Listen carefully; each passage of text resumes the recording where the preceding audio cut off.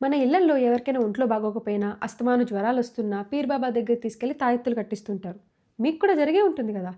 అసలు ఈ పీర్ బాబాలెవరు? ఈ తాయెత్తుల సంగతేంటి? ఇవాళ తెలుసుకుందాం. ఇది దాదాపు 800 సంవత్సరాల క్రితం మొదలైంది. అంటే 12-14వ శతాబ్దం మధ్యలో భారతదేశంలో సూఫీ మత ప్రచారం బాగా జరిగింది. ముఖ్యంగా దక్షిణ భారతదేశంలో ఈ సూఫీ సంతులు కఠినమైన ఇస్లామిక్ నియమాలు కాకుండా కాస్త వైద్యం, సూఫీ మ్యూజిక్ ఇలాంటి వాటితో ప్రజలకు బాగా చేరువయ్యారు. హిందూ ధర్మంలో వేదకాలం నుంచే రక్షాబంధనాలు, యంత్రాలు, రాగి, వెండితో తాయెత్తులు కట్టడం ఇవన్నీ మన ధర్మంలో ఎప్పటినుంచో ఉన్నాయి. మన లోకల్ పీపుల్‌కి కనెక్ట్ అవ్వడానికి వాళ్ళు కూడా ఈ తాయెత్తు పద్ధతినే అవలంబించారు. కాకపోతే అందులో వాళ్ళ పవిత్ర వచనాలను ఉంచేవాళ్ళు. దీన్నే సాంస్కృతిక భాషలో కల్చరల్ అడాప్టేషన్ అంటాం. అంటే స్థానిక పద్ధతులకు తగ్గట్టుగా అలవరుచుకోవడం. పాత రోజుల్లో ఇప్పటిలాగా హాస్పిటల్స్ ఉండేవి కావు.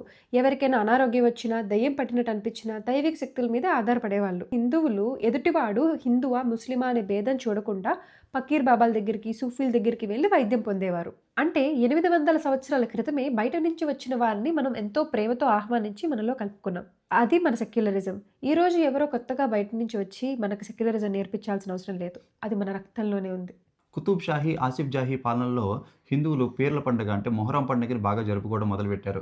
ఒక రకంగా ముస్లింల కన్నా హిందువులే ఈ పండుగని బాగా జరుపుకునేవాళ్ళు. బాబాల దగ్గర, ఫకీర్ల దగ్గర మన వాళ్ళు వైద్యం తీసుకుంటూ ఉండేవాళ్ళు. వాళ్ళు చనిపోయిన తర్వాత వారుండే ప్రదేశాలే ఇవాల్టి దర్గాలుగా మారాయి. వీరిని మన హిందువులు ఒక ముస్లింగా కాకుండా మహిమగల వ్యక్తిగా లేదా సిద్ధుడిగా అలా కొలుస్తారు.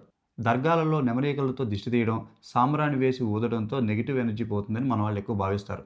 మరి ఇప్పుడు ఈ దర్గాల్లో తాయెత్తులు కట్టించుకోవచ్చా అనే సందేహం మనకొస్తే, మన ధర్మానికి, మన దేవుడికి, మన నమ్మకానికి విలువ తగ్గనంత వరకు, గౌరవం ఉన్నంత వరకు మనం ఏదైనా చేయొచ్చు. హర హర హర హర మహాదేవ్. మహాదేవ్.